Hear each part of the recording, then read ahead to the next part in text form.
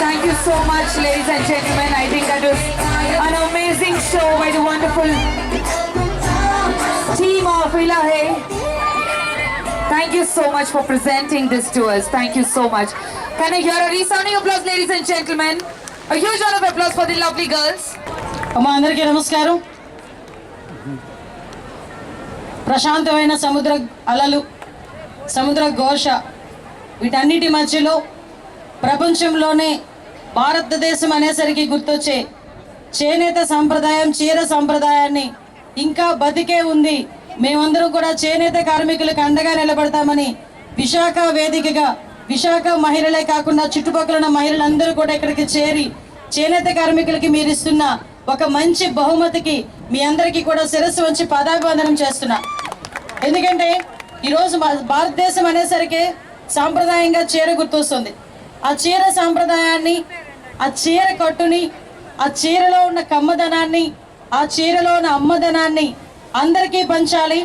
భావితరాలకి ఈ చీర తాలూకా సాంప్రదాయాన్ని, చేనేతకి సంబంధించిన ఔన్నత్యాన్ని ముందుకు తీసుకెళ్లాలి అని ఒక మంచి ఉద్దేశంతో ఈరోజు స్పిరిట్ ఆఫ్ వైజాగ్ సొసైటీ వాళ్ళు చేస్తున్న ఒక మంచి కార్యక్రమానికి వాళ్ళకి ప్రత్యేకంగా నేను ధన్యవాదాలు, నమస్కారాలు తెలియజేసుకుంటున్నా.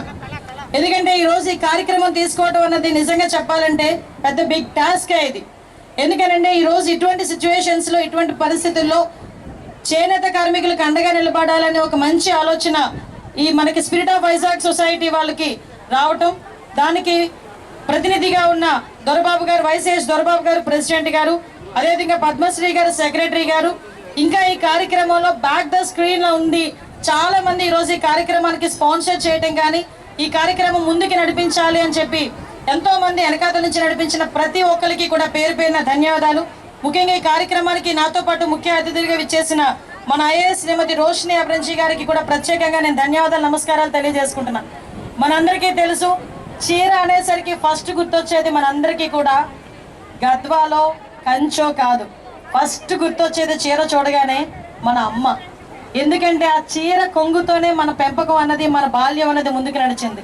ఆ చీర కొంగును పట్టుకునే మన బాల్యం ముందుకు నడిచింది. ఆ చీర కొంగు మూతి తుడుచుకునే మన అన్నప్రసన్న కూడా జరిగింది. అదే చీర కొంగుతోనే ఉయ్యాల కూడా మనకు అమ్మ చేసింది. అటువంటి ఆ చీర కమ్మదానాన్ని, అమ్మతనాన్ని మనం ధరించడమే కాకుండా మన భావితరాలకి ముందుకు తీసుకెళ్లాలనుకోవడం నిజంగా ఒక మంచి సంప్రదాయం, ఒక మంచి పరిణామం కింద భావించాలి. ఈ రోజుల్లో జీన్స్ అని వెస్ట్రన్ వేర్ వేసుకోవద్దని చెప్పట్లే, వెస్ట్రన్ వేర్ అని అదని ఇదని ఎలుగుతున్న పరిస్థితుల్లో కూడా మీ అమ్మాయికి ఒకసారి ఎన్ని జీన్స్ వేసినా, ఎన్ని చేసినా ఒక్కసారి చీరచ్చు చూడండి. కట్టుకున్న తర్వాత ఇంట్లో వాళ్ళందరూ జీన్స్ చూడగా నాకు బాగుంది అంటారు. అదే కనుక చీర కట్టుకుని మీ అమ్మాయి ముందుకు వస్తే మహాలక్ష్మిలా ఉంది అని చెప్పి మనమే అందరం కూడా మాట్లాడే పరిస్థితి కనిపిస్తూ ఉంది. అది చీరలో ఉన్న గొప్పతనం. ఈ రోజు మన దగ్గర చూస్తే చేనేత రంగాలు వాళ్ళకి ఈ రోజు మనం కట్టుకున్న ఈ చీర వాళ్ళు నేసేటప్పుడు వాళ్ళ తాలూకా ఆకలి, వాళ్ళ తాలూకా జీవన విధానం, వాళ్ళ తాలూకా ప్రేమ, వాళ్ళ తాలూకా ఆప్యాయత అంతా కలుపుకొని ఆ చీరలో నేచి ప్యాకెట్లో పెట్టి మన దగ్గరికి వస్తే అది కూడా మనం అంతే ఆప్యాయంగా మన ఒంటి మీద ధరించిన తర్వాత నిజంగా వాళ్ళకి ఇచ్చిన ఒక సరైన బహుమతి ఆ చేనేత కార్మికులకి.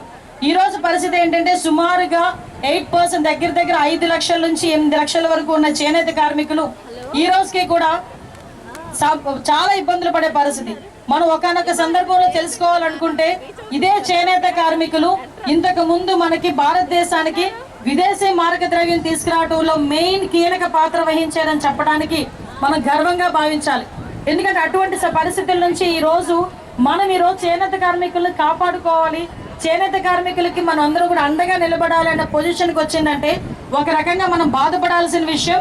మరేం లేదు, మేమందరూ ఉన్నామని చెప్పి మీలాంటి మహిళలందరూ కూడా ముందుకొచ్చి నిలబడటం కూడా ఒక మంచి పరిణామం. ఒకటే విషయం అండి, చేనేత కార్మికుల సంగతి నేను చూస్తూ ఉంటాను. నా కాన్స్టిట్యున్సీలో కూడా చాలా మంది చేనేత కార్మికులు ఉన్నారు. వాళ్ళు ఎటువంటి బాధలు పడతారంటే ఒక చీర నేయటానికి దగ్గర దగ్గర 20 రోజులు పడుతుంది. 20 రోజులు కూడా వాళ్ళు ఒక చిన్న అండర్ గ్రౌండ్ దగ్గర ఒక మగ్గం వేసుకొని ఆ మగ్గంతో చేతికి కాలుకి కూడా 24 గంటలు వాళ్ళు మూమెంట్ ఇస్తేనే కానీ, మనం ఒక గంట నడిస్తేనే మనం ఇబ్బంది పడతాం. ఆ మూమెంట్ ఇస్తేనే కానీ ఒక చీర నేయటం అవ్వదు. వరదలు వచ్చినా వర్షం వచ్చి చిన్న వర్షం వచ్చినా వరదలు వచ్చినా ఫస్ట్ మునిగిపోయేది చేనేత కార్మికుల మగ్గాలకు సంబంధించిన ఆ ఎక్విప్మెంటే. అటువంటి పరిస్థితుల నుంచి కోవిడ్ లాంటి విపత్కరమైన పరిస్థితుల్లో కూడా వాళ్ళు తట్టుకొని నిలబడి ఈ రోజు మనందరికీ కూడా ఒక సాంప్రదాయాన్ని గౌరవించడమే కాకుండా ఇదే భారతదేశ సాంప్రదాయం అని ఎన్ని ఇబ్బందులు ఎదుర్కొన్నా కూడా ముందుకు తీసుకెళ్తున్నారు. ఇవన్నీ ఒక ఎత్తు అయితే నేను అడిగా, ఏంటి సారీని ప్రమోట్ చేయాలంటే బట్ ఒక ఇందాక మనకి చెప్పినట్టుగా ఒక ఫ్యాషన్ షో లాంటిదో there different types of sari కట్టడాలు ఉంటాయి మనకి. ఎందుకంటే మన భారతదేశం రకరకాల సంప్రదాయాలకి పుట్టినిల్లు. అటువంటి సందర్భంలో మన సౌత్ ఇండియాలోనే కర్ణాటకలో వే ఆఫ్ స్టైల్ ఒకలా ఉంటుంది, తమిళనాడులో వే ఆఫ్ స్టైల్ ఒకలా ఉంటుంది, ఆంధ్రాలో వే ఆఫ్ స్టైల్ ఒకలా ఉంటుంది, బెంగాలీ, పంజాబీ వీళ్ళందరూ కూడా చూసుకుంటే వాళ్ళ డిఫరెంట్ స్టైల్స్. ఇందాక నేను చూసాను ఇక్కడ ఎక్కడో సంథింగ్ మన వాళ్ళందరినీ కూడా డిఫరెంట్ స్టైల్స్లోని సారీ కట్టే పరిస్థితి ఉంటుంది. కానీ నేను అడిగా సారీలోనే వాక్ ఏంటి అన్న. ఆ తర్వాత అర్థమైంది, మనం ఏదైనా యాక్చువల్గా మన ఫిట్నెస్కి సంబంధించి కూడా చాలామంది ఈరోజు ఎక్కడికైనా వాకింగ్కి వెళ్ళాలంటే అబ్బా డ్రెస్సులు మేము వేసుకోలేమబ్బా, వాకింగ్కి వెళ్ళి లేకపోతే ఒక యోగా చేయండి అంటే అబ్బా చేయడం కష్టం అబ్బా. ఇప్పుడు వాకింగ్ అయినా అన్నా కూడా చాలామంది చీరలో కంఫర్ట్నెస్ ఎత్తుకోవడంలో చాలా ఇబ్బంది పడతారు. కానీ ఈ రోజు నాకు అనిపించింది ఒక 2 కిలోమీటర్స్ సారీలో కూడా వాక్ చేయగలిగాం. సో ఇది రెండింటికి సంబంధించింది. ఒకటి మనకు ఫిట్నెస్కి సంబంధించి, అదేవిధంగా మన ఆరోగ్యానికి సంబంధించి, అట్ ద సేమ్ టైం చేనేత కార్మికులకి మనందరం కూడా అండగా నిలబడాలని ఒక మంచి స్లోగన్ ఇచ్చినందుకు మీ అందరికీ కూడా ప్రత్యేకంగా ధన్యవాదాలు. ఎందుకంటే ఒక చిన్న కార్యక్రమం, చీర ఎలాంటిదంటే ఏ కాలానికైనా దానికి తగ్గ చీరలు ఉంటాయి. మన ఇంట్లో వాళ్ళు అంటారు, ఎన్ని చీరలు ఉన్నా మీకు ఇంకా ఆశ తీరదే అంటారు. ఈ రోజు కొత్త చీరలు 10 ఎన్నో ఉన్నా ఇంకొక చీర ఉంటే బాగుంది అనిపిస్తుంది మనకి. అది చీరలో గొప్పతనం. అటువంటి ఈ మంచి చీర కాన్సెప్ట్ మీద తీసుకొచ్చి అందులో నన్ను అందులో మీకులాగే నేను చీరలు పిచ్చిదాన్ని కాబట్టి నన్ను పిలిచి ఈ రోజు కూర్చొని ఇక్కడ నాకు నిజంగా ఒక మంచి అవకాశం ఇచ్చారు, మంచి వేదిక ఇచ్చారు. నిజంగా thank you so much of spirit of Vizag వాళ్ళకి నేను చాలా థ్యాంక్స్ చెప్తున్నానండి. ఒకటే చెప్తున్నా, మీ అందరి దయ వల్ల మీలాంటి వాళ్ళందరూ కూడా ముందుకు రావటం వల్ల ఈరోజు చేనేత అన్నది బతకాలి. ఎందుకంటే ఈరోజు మహాసముద్రాన్ని తలపించేటట్టుగా ఈరోజు మహిళా సముద్రం అంతా కూడా ఈరోజు ఇందాక నేను చూశాను. సుమారుగా లాస్ట్ ఇయర్ కండక్ట్ చేస్తే 8,000 మంది వస్తే ఈసారి కండక్ట్ చేయడానికి రిజిస్ట్రేషన్సే దగ్గర 13,000 మంది ఉన్నాయంటే hats off to Vizag women నిజంగా. ఎందుకంటే మీరందరూ కూడా ఈరోజు ముందుకొచ్చి మన సంప్రదాయాన్ని, మన కట్టుబొట్టుని కూడా ప్రపంచానికి, భావితరాల వరకు తీసుకెళ్లడంలో మీ వంతు సహాయ సహకారాలు అందించడమే కాకుండా నన్ను కూడా ఇందులో భాగస్వామిని చేసినందుకు ప్రత్యేకంగా అందరికీ కూడా ధన్యవాదాలు. ఈ రోజు నుంచి 7వ తారీఖున కూడా మనకి జాతీయ చేనేత దినోత్సవం ముందు ఈ కార్యక్రమం జరగడం కూడా ఒక మంచి పరిణామం కింద భావించాలి.